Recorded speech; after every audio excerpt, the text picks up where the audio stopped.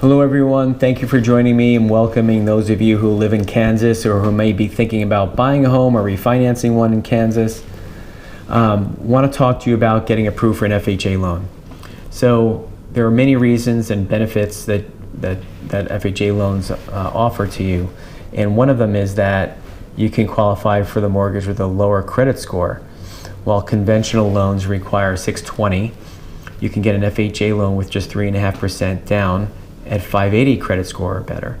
And if your scores are even lower than that, you can go all the way down to 500 but with a 10% down payment. So that's possible. The bankruptcy waiting period is also less with FHA.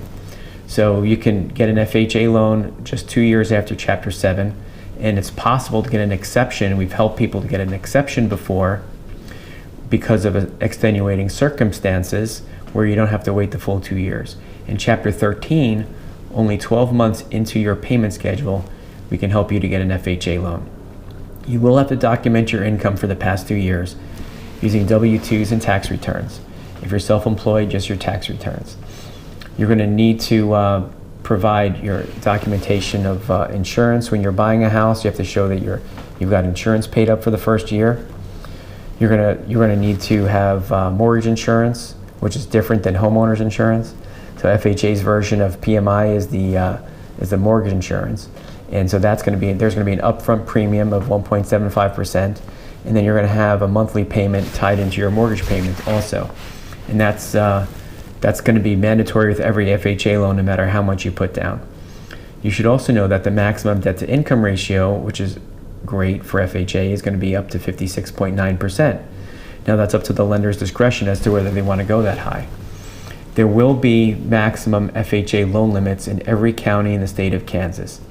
It just so happens that each county has the same loan limit because there are no high-cost counties in Kansas. So there's an FHA loan limit established for a single family, a two-family, a three-family, and also a four-family. And we list those limits on the webpage. I'm not going to mention them here because they change every year. We update them in December of every year for the following year. You can find them down below in our article about FHA loans in Kansas, and I'm linking to it in the first pinned comment and also the description. You can get the 203K rehab loan to rehab a house. You can get a cash out refinance to cash out equity. There are some great programs that are available to you that the last lender you spoke to may not offer.